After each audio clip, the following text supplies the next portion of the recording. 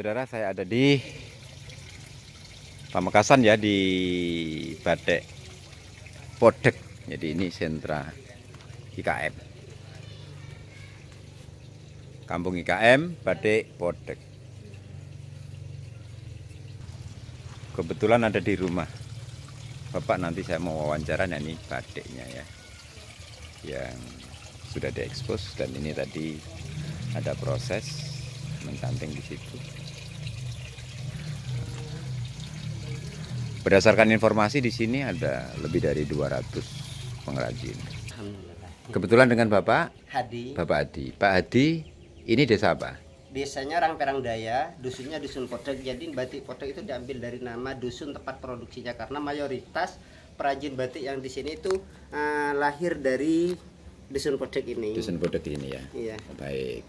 Pak, cerita sedikit. Jumlah pengrajin di sini ada berapa nih? Sekitar 200 kakak yang produktif. 200 kakak produktif. Di masing-masing kakak itu punya berapa karyawan? Itu yang sistem kekeluargaannya. Ya. Jadi memang dia kerja sendiri-sendiri. Jadi karena memang kebanyakan di sini kerja premium, jadi memang dia kerjanya untuk 1 potong 2 potong. Tapi nih yang juragan-juragan yang sudah punya karyawan tetap itu sekitar ada 24 orang. Itu yang sudah punya karyawan, jadi dia bisa finishing dalam 1 minggu 2 kali sampai 70 potong. 24 apa? Pengusaha yang sudah ada karyawannya. Yang ada karyawannya. Sementara hampir sekitar 200-an itu mereka juga mandiri. Mandiri. Oke, satu desa ya. Satu desa. Jadi Terus, memang misalnya dalam satu keluarga itu ada 5 orang. 5 karyawan. Bukan 5 orang. 5 orang. Ibu, anaknya, terus misalnya ada iparnya, itu semua kerja sendiri-sendiri. Selesai satu kita jual, karena memang yang banyak itu 90% kerja di premium. Jadi yang harga 1,5 juta, 2 juta, seperti itu. Ini harga yang non premium, yang harga 150, ada yang reguler itu yang 450 sampai 650. Itu kadang kita dalam misalnya 2 minggu kita menyelesaikan sampai 4 potong finishing, seperti itu kita jual ke pasar seperti itu. Itu ya. Jadi ada kelas premium, ada kelas reguler. Iya, ada non premium. Ada non premium. Iya. Terus yang sampai yang murah-murah itu? Iya, yang murah-murah yang 150. 150 itu. Iya. Yang 2 kali proses nih, yang 1 kali proses itu yang harga 100, ada yang harga 90, di sini tidak proses. Oh, di kampung sini nggak proses? Tidak proses. Lah itu diproses di mana itu? Itu sebetulnya kalau saya katakan 2 negeri ya. Kenapa? Karena batik putihannya kita ambil dari desa lain, kita jual di pasar. Di pasar itu ada yang jual putihan, batik mentahan. Oh, itu dianggap batik mentahan ya? Dijual batik mentahan. Setelah diambil batik mentahan, dibeli oleh perajin yang lain, kita finishing di rumahnya. Jadi memang ada perajin yang jual mentahan di pasar 17. Itu sebagian ada yang memang untuk 1 kali lorot jadi 1 warna, ada yang 2 kali warna kita lorot, ada yang sampai 3 kali warna. Itu budget harga itu bisa ada yang 90, ada yang 100 sampai 125 seperti itu. Nih, di sini semuanya rata-rata sudah 2 kali proses. 2 kali proses. Kalau 2 kali proses berarti rata-rata harganya berapa? 150. 150 ya. Iya. Minim 2 kali Minim, proses. 2 kali proses. Baik. 2 kali lorot. Oh, jadi 1 kali proses bukan di sini produksinya? Enggak ada, enggak. Ada di desa mana itu? Ada di desa Kelampar, juga ada di desa. Sebetulnya di sini sebagian ada tapi tidak seberapa, karena hanya untuk melengkapi proses saja. Jadi memang untuk variasi-variasi produk aja. Variasi produk. Yang kalau premium itu sampai berapa kali proses? Sama 2 kali proses, cuma cantingnya pakai canting yang non. Oh. Jadi memang canting yang kecil, dan semua proses nih di batik premium sama reguler itu semuanya sudah full celup. Saya mau tanya nih, manajemen pengrajin, apa benar itu dipisahkan antara yang tukang bikin pola sendiri, apakah yang bikin nyanting sendiri, atau bagaimana? Iya. Jadi memang di sini pertamanya saya sendiri. Jadi saya bagian desain. Jadi desain semua ya, bikin pola premium yang ada di desa sini semuanya saya yang desain. Yang pertama.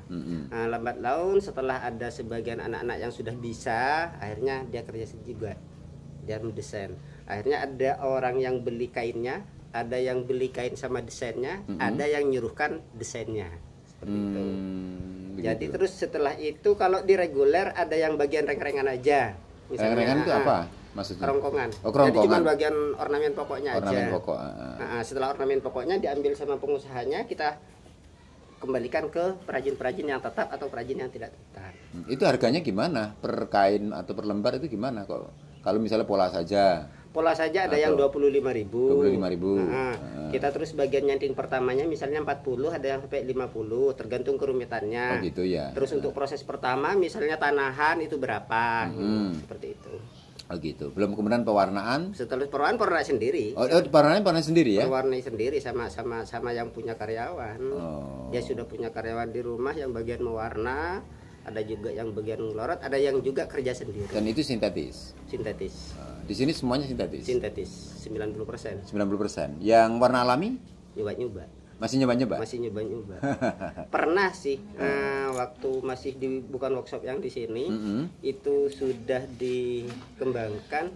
Cuman karena mungkin memang terkendala proses di sini juga lambat. Yeah. Terus bisa kemungkinan dari kadar air juga. Kadar air. Untuk warna alam karena mereka bilang nih teman-teman misalnya ada pelatihan warna alam karena tingkat kapurnya di sini katanya bagus, tapi ini proses ya sering gitu.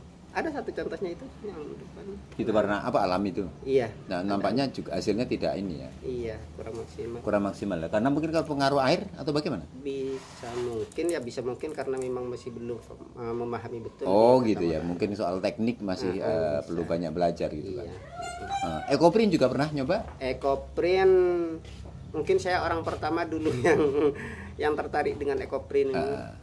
Tahun 2017 kalau nggak salah, saya studi banding ke Bali, mandiri sama teman-teman. Tapi setelah itu langsung booming, seret. Ya wis akhirnya saya fokus di kembali ke soal awal, soal desain. Desain kan dari Bapak. Iya. Semuanya dari Bapak ya kebanyakan. Iya. Ya. So gitu banyak desain. Desain ini dituangkan dalam bentuk apa? Apa namanya di dalam bentuk kain kekalkir apa langsung di kain? Langsung ke kain. Lah kalau kemudian ada produksi lebih banyak gitu? Oh, maksudnya kita buat desainnya. Buat desainnya kita ke karton dulu. Karton? Baru kita aplikasikan ke kain. Aplikasikan ke kain. Nah, aplikasi ke kain ini orang lain yang ini? Enggak. Masih tetap. Bapak sendiri? Iya. Lah berapa ratus lembar, berapa ribu lembar kan begitu akhirnya? Karena untuk yang batik yang harus didesain itu untuk yang premium sama reguler aja. Begitu. Ini yang premium dia tutup mata bisa. Nggak usah pakai ya? Nggak usah pakai pola ya? Nggak usah pakai pola. Jadi orang nyanting itu langsung apa adanya gitu ya? Apa adanya. Makanya dia bisa lebih murah. Iya. Oke. Kadang misalnya kita bagian reng-rengan aja, kita langsung buat kerongkongannya sudah selesai sampai 5 potong.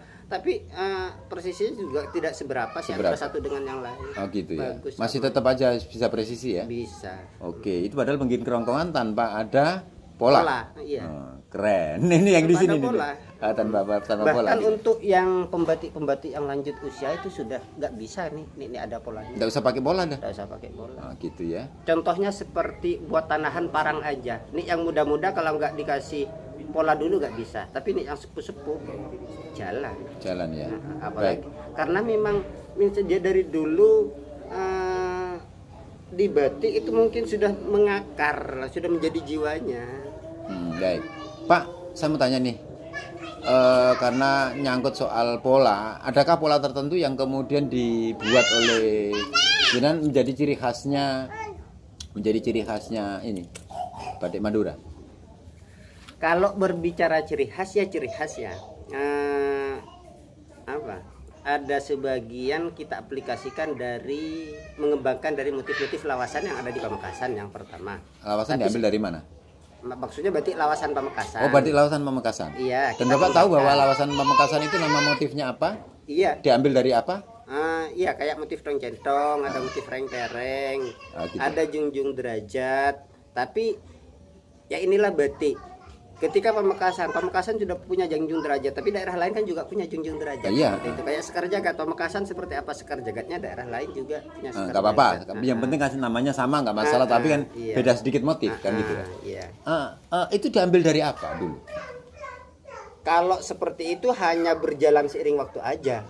Tapi yang banyak untuk di Pamekasan sendiri yang baru, terkecuali memang motif-motif yang memang sudah turun temurun seperti motif perkepar atau yang kalau yang sudah akhir-akhir ini yang banyak itu dari tradisi lisan. Oke. Ada berapa sih jenis motif yang setidaknya Bapak kuasai atau Bapak ketahui di sini? Yang sudah saya patenkan aja sudah 16. 16, gila. Iya. Oke ya. Oke, segitu Yang sudah saya banyaknya. patenkan. Apa saja itu? Ingat? Ada perjuangan, ada gerbang salam. Salam. Terus pokoknya yang juara-juara itu semuanya saya patenkan. Oke.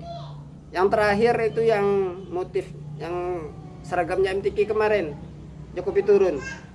Jokowi turun. Iya, diambil dari kerisnya Raja Pertama Pamekasan. Oke. Jadi itu. Ada yang satu diagem sama Sri Sultan Habis 10, motif Mandilaras. Apa Mandilaras? Iya. Mandilaras itu sebenarnya kerajaan pertama di Pamekasan, tempat sebelum persinggahan ke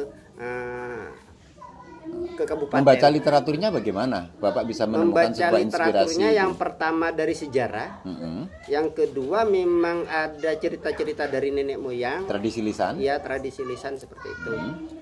Yang juara satu nasional itu juga saya diterima di waktu penjurian. Walaupun memang tidak 100% sama, tapi memang kemiripannya 90%. Saya ambilkan layangan Madura. Yang layangan Madura itu saya kasih nama Bang Wetan. Soalnya saya berangkatnya tidak atas nama Pamekasan, berangkatnya atas nama Jatim. Saya ambil Bang Wetan. Kan itu kan gini, ada misalnya kita ke, maaf ya, kita ngomong Madura itu kan mungkin tidak hanya sebatas Pamekasan. Iya. Mungkin juga bisa ke Sampang, bisa juga ke Bangkalan, bisa juga ke Sumeneb. Ada banyak tuh relief itu ya, yang ada di makam misalnya. Kayak di Ratu Ibu gitu ya. Di Ratu Ibu itu kan reliefnya menarik, cantik nih. Makanya dari apakah dulu itu dipakai juga untuk pengembangan? Sehingga saya buat Madura for the World. Masih ada. Oke. Ini masyarakat. Jadi Bangkalan punya Suramadu, Sampang punya tombaknya Trunojoyo, Pamekasan punya Rek Lancor, Sumeneb punya keris. Masih Madura for the World. Madura for the World. Tahun 2021. Iya. Terus ini semuanya nama-nama kayak ini apa ini? Ini apa? Ini ramu. Ini ciri khasnya podek. Podek, ya. Sudah bawa. Baru paling pengen kayaknya. Lupa. Kasih ke dalam wis jatuh tak usah. Ke dalam. Memang basic saya sebelumnya kan kaligrafi.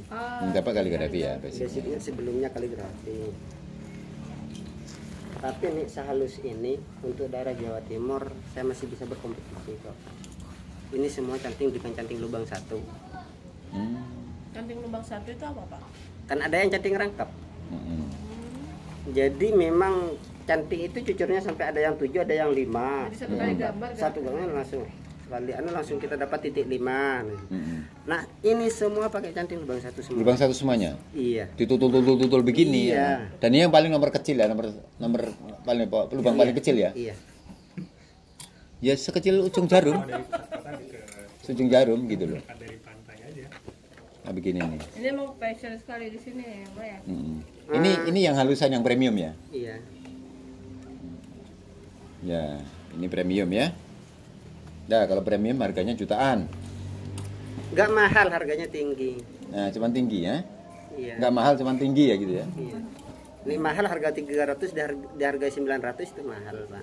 Oh, ini gitu. Memang harganya sudah 3.500.000. Sudah 3.500.000. Gitu, Pak. Iya. Proses ini berapa lama untuk yang satu? 2 bulan. Hah? 2 bulan. 2 bulan. Iya.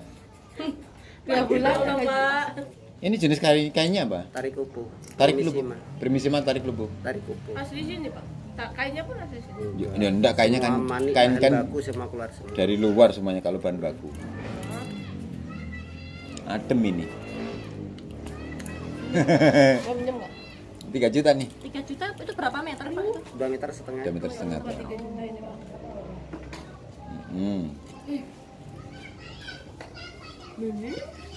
Habis ya? Iya. satu-satu semua. Ini semuanya satu-satu semuanya kan? Iya. Ada yang canting rangkap. Ini yang canting rangkap ya harga 150, itu ada yang canting rangkap. Gitu ya. Canting rangkap itu bagaimana teknik memakai cantingnya ngerangkap gitu tuh gimana? Canting rangkap itu cuma cucurnya. Cucurnya ada 2 gitu ya? Iya, ada yang sampai 7. Langsung 7 keluar gini seret gitu Iya. ya? Seret. Jadi makanya cepet Iya. itu ya? Iya, cepat selesai berarti. Oh, Makanya cepet selesai ya? lebih murah daripada canting satu. Oke. Dan itu hanya dikerjakan dengan canting-canting yang besar, bukan canting yang ukuran kecil. Kalau ini kan canting besar-besar nih. Apa? Besar-besar nih cantingnya. Itu Ini. karena prosesnya 2 kali, itu canting nomor 1. Oh, canting nomor 1 juga. Oh, itu bagus, Pak. Itu yang kembang 7 rupa. Kembang 7 rupa. Ya. Iya. Kan bagus itu. Orang Jawa nyebutnya sajen kan. Sajen. Ih, ada ininya lagi. Ini kalau orang Madura, Rajo apa nyebutnya kalau orang Madura Pamekasan? Di kembang 7 rupa. Kalau di Podok sendiri nyebutnya dek kembang. Kayak jajan petok. Ah iya sama. Jajan petok. Ornamen. Kembang 7 rupa. Kembang 7 rupa. Jadi ada proses yang kemudian menjadi mahal kan karena memang detail dan pakai canting 1, bukan canting 7, bukan canting 5, bukan apalagi canting 3. Kan begitu ya? Saya lihat ini Seperti ini. Monggo silahkan. Jadi ini harganya kisaran sekitar apa 3 juta. Ya 3,5 juta. 3,5 juta Yang ini ya? selendang. Oh ini selendang ya. Tapi ukurannya 90 kali 240. 90 kan 40. selendang tuh berarti untuk ini ya. Bisa untuk gendongan. Kalau yang harga segini ini pasarnya di mana, Pak? Yang beli siapa? Ya Pamekasan sendiri ada, Surabaya banyak, Jakarta lebih banyak. Oh, Nih, gitu ya? keluar Keluar, sedikit ya? tapi duitnya akeh. Ya, keluar sedikit tapi di TAG. Jadi modelnya dikirim ya. Dikirim.